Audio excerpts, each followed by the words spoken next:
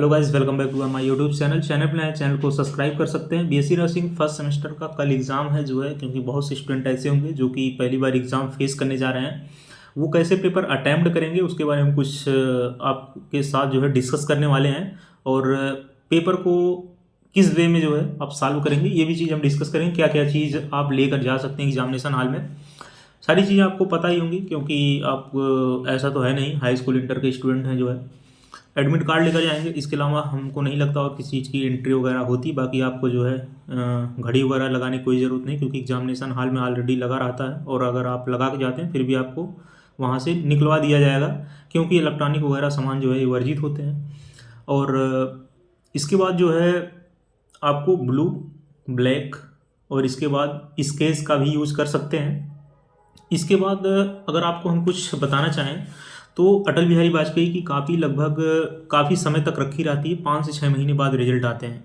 तो इस चीज़ को आपको ध्यान में रखना पड़ेगा कि जो आप पेन यूज़ कर रहे हैं वो डॉट पेन होने चाहिए, वो जेल पेन नहीं होने चाहिए। अगर बाय द वे आप जेल पेन यूज़ कर रहे हैं और वो कापी आपकी कई महीनों तक रखी हुई है और कहीं पानी वानी का रिसाव हो गया, कुछ भी हो गया, क्योंकि आपके लिए अलग वहाँ पे फैसिलिटी नहीं है। आपकी कापी बहुत एकदम सिक्योर ही है, 101% जो है, कुछ दिक्कत नहीं होगी। इसलिए अगर आप डॉट पेन का यूज़ कर रहे हैं, हमारा जो क्राइटेरिया जो हम फॉलो करते हैं आपको बता रहे हैं, बाकी आप क्या यूज़ कर रहे हैं क्या नहीं यूज़ कर रहे हैं या पे ऊपर डिपेंड करता है।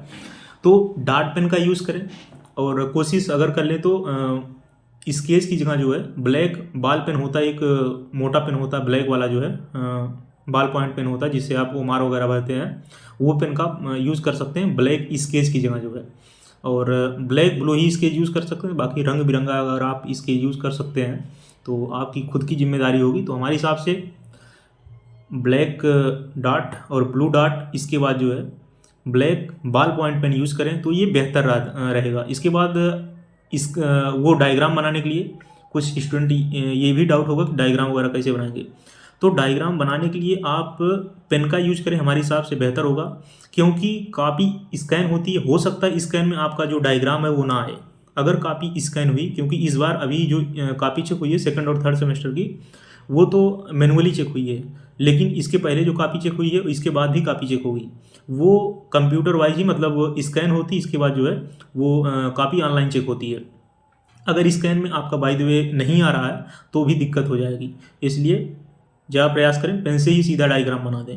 पेन से डायग्राम बनाएं और ब्लैक ब्लू जो है डॉट पेन का यूज़ करें। बाकी स्केच का, ब्लैक स्केच का आप यूज़ कर सकते हैं, उसके यहाँ आप जो है बॉल पॉइंट पेन का भी यूज़ कर सकते हैं। तो ये बात रही जो है पेंसिल के बारे में। इसके बाद डायग्राम बहुत ज़रूरी है। अब एनाटॉमी फिजियोलॉजी का कल पेपर है तो डायग्राम कंपलसरी है। 5 नंबर में, 3 नंबर में, 10 नंबर में, 10 नंबर में, 5 नंबर में डायग्राम बनाए ही बनाए, उसके अलावा कोई ऑप्शन नहीं है। ध्यान रखेंगे क्वेश्चन का आंसर पैरा में नहीं देंगे, क्वेश्चन का आंसर पॉइंट टू पॉइंट लिखेंगे। एक पॉइंट कम से कम 2.5 से 3 लाइन का हो। अगर 5 नंबर में पूछ रहा है तो कम से कम आप जो है 8 से 10 पॉइंट कवर करने का प्रयास करें। हर पॉइंट कुछ अलग का रहा हो, ऐसा ना हो कि पहला पॉइंट दूसरे से सिमिलर हो या पहला पॉइंट 7वें से सिमिलर हो, 5वें से सिमिलर हो। हर पॉइंट कुछ अलग का रहा हो और हेडिंग प्रॉपर पड़ी हो। मतलब हेडिंग के अंदर जैसे डिफिनीशन हो, इंट्रोडक्शन हो, टाइप हो, अगर उसके टाइप है, उसका फंक्शन है तो फंक्शन हो। डायग्राम बनाए ही बनाए, डायग्राम लास्ट में डालें, इंट्रोडक्शन के बाद हमारे हिसाब से सीधा डायग्राम डाल दें तो ये शायद अच्छा रहता है, मतलब सीधा वहीं पे फोकस जाता है। और जिस क्वेश्चन को अटेम्प्ट कर रहे हैं, मान लीजिए फंक्शन ऑफ लीवर पूछा हुआ है, तो जब आप आंसर लिखेंगे तो उसके नीचे फंक्शन ऑफ लीवर जरूर लिखें। इसके बाद अपना आंसर स्टार्ट करें और आंसर के बीच में गैप भी दें, एक आंसर दूसरे आंसर के बीच में गैप दें। और ध्यान रखेंगे पेज, हालांकि पूरा स्कैन होता है, टोटल 28 जो पेज होता है, 32 पेज होता है, पूरा स्कैन होता है, लेकिन पेज अगर छोड़ रहे हैं बीच में, मान लीजिए भूल से पेज छूट गया, तो उस पर पीडीओ वगैरह लिख दें और इससे जो है पता चलेगा कि आगे भी पेज हैं। और प्रयास करें कि पेज ना छोड़ें। और टाइम मैनेजमेंट का बहुत इंपॉर्टेंट रोल होता है। अगर आपका टाइम मैनेजमेंट सही नहीं है, अगर आप सही से टाइम नहीं मैनेज कर पा रहे हैं, यानी कि मान लीजिए 10 नंबर का क्वेश्चन पूछ लिया, लीवर ऑफ फंक्शन पूछ लिया, नर्वस सिस्टम से क्वेश्चन पूछ लिया, या मान लीजिए हार्ट से ही पूछ लिया, तो हार्ट से अगर क्वेश्चन पूछ लिया 10 नंबर में, तो अगर आप उसी को लिखने लग रहे हैं, क्योंकि आपको कंटेंट तो अच्छा खासा पता है, उसी को ही एलोबरेट करने लग रहे हैं, आधे घंटे उसी में लगा दे रहे हैं, तो आपके पास बचा कितना, 1 घंटा मात्र बचा हुआ आगे नंबर के लिए, यानी कि आगे कितने नंबर होंगे, लगभग 22 नंबर। तो आप कहाँ से सॉल्व कर पाएंगे। इसलिए जो है थोड़ा सा ये भी प्रयास करें। टाइम मैनेजमेंट बहुत इंपॉर्टेंट है, टाइम मैनेजमेंट का विशेष तौर पे ध्यान रखें। अगर क्वेश्चन 10 नंबर का है तो कम से कम उसको मैक्सिमम से मैक्सिमम, ज़्यादा से ज़्यादा आप टाइम दें, 15 मिनट टाइम दें। 10 नंबर का है, मैक्सिमम मैक्सिमम 15 मिनट टाइम दें। इससे ज़्यादा अगर टाइम देंगे तो आप कैलकुलेट कर पाएंगे कि आपका टाइम जो है मैनेज ही नहीं हो पाएगा क्वेश्चन में। अगर क्वेश्चन 10 नंबर का है, मैक्सिमम से मैक्सिमम 15 मिनट जो है, 5-5 नंबर के भी क्वेश्चन अगर 5 पूछ रहे हैं तो अगर आप उसको 7-7, 8-8 मिनट नहीं देंगे तो क्वेश्चन हो नहीं पाएंगे। इसलिए टाइम मैनेजमेंट बहुत ही इंपॉर्टेंट है। टाइम को मैनेज करते हुए 1.5 घंटे का पेपर 1.5 घंटे में ही सॉल्व कर लें, यानी कि 1.5 घंटे का एनाटॉमी, 1.5 घंटे का फिजियोलॉजी, उसी में आपको सर्कल वगैरह भी बीच में साइन वाइन करवाने आते हैं, तो ये भी चीज़ आपको करनी पड़ेगी। थोड़ा सा प्रेशर रहता है, बहुत बड़ा एग्जाम तो नहीं, एंट्रेंस वगैरह एग्जाम तो है ही, नीट वगैरह जैसा कि प्रेशर है, लेकिन हाँ प्रेशर तो रहता है। एग्जाम कोई भी हो, एग्जाम होता है, प्रेशर थोड़ा सा रहता है, वो चीज़ आपको हैंडल करने आनी चाहिए।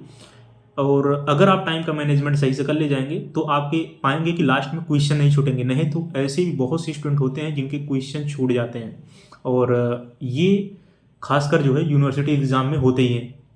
इसलिए टाइम मैनेजमेंट बहुत ही ज़्यादा ज़रूरी है। ऐसा नहीं है कि एकदम उसके बारे में आ ही रहा तो उसी के बारे में करने लग जाएं और देख ही नहीं रहे हैं घड़ी में कितना बज रहा है। तो समय का ध्यान में रखते हुए, समय घड़ी में कितना बज रहा है और उतने मिनट में क्वेश्चन सॉल्व हो जा रहे हैं, तो उसका विशेष ध्यान रखें और प्रयास करें क्वेश्चन को वे में ही सॉल्व करें, सिस्टमेटिक वे में। यानी कि अगर ऊपर से लॉन्ग दिया है, शार्ट दिया, वेरी शार्ट दिया, इसी वे में ही सॉल्व करें। इस चक्कर में ना रहें कि लॉन्ग ऊपर दिया, इसको बाद में सॉल्व कर लेंगे, पहले ये कर लेते हैं, बीच में ये कर लेते हैं। ये वो करने के चक्कर में फिर वही इनकम्प्लीट रिजल्ट लिख कर आएगा, INC ही लिख कर आएगा, इनकम्प्लीट रिजल्ट।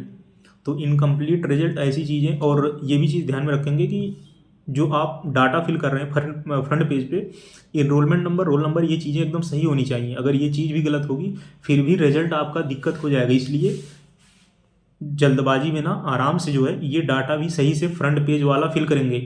नहीं तो बहुत से स्टूडेंट को ये दिक्कत हुई, इनकम्प्लीट रिजल्ट इस बार आया हुआ बहुत सब्जेक्ट में। तो ये भी चीज़ आप विशेष तौर पर ध्यान रखेंगे।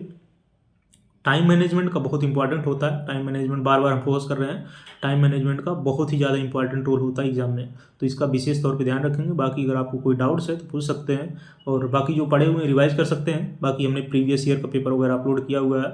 बेसिकली 4-5 साल का पेपर अगर लगाए हुए हैं तो यूनिवर्सिटी एग्जाम में पाएंगे कि कल पेपर जो भी आएगा उसमें से 90% क्वेश्चन, अभी हम आपको गारंटी दे रहे हैं, 5 साल का पेपर अगर लगाए हुए हैं 90% क्वेश्चन उसी में से ही फंसेंगे, उसी से ही क्वेश्चन आएंगे। MCQ की गारंटी बिल्कुल नहीं ले सकते हैं, लेकिन 90% क्वेश्चन जो है उसी से ही आएंगे। बाकी मिलते हैं नेक्स्ट वीडियो में नए अपडेट के साथ कल पेपर होने के बाद। जय हिंद।